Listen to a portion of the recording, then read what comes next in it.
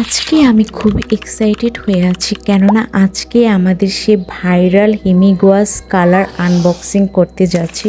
এটা সবার ফেভারিট এবং ড্রিমি একটা কালার বক্স।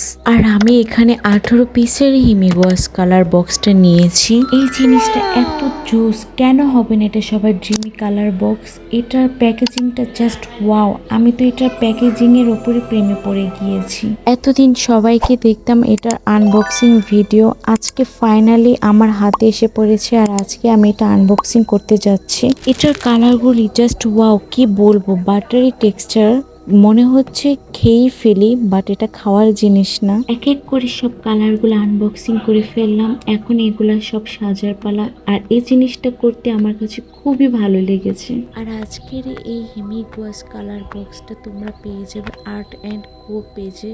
একটুও রং রাখা যাবে না, সবগুলা নিয়ে নিতে হবে, কেননা এটার প্রাইসটা তো তোমরা জানোই। নেক্সট ভিডিওতে আমি অবশ্যই কালার বক্স থেকে পেন্টিং করব, আর সেটা দেখার জন্য অবশ্যই আমার পেজটা ফলো দিতে ভুলবে না। টাটা।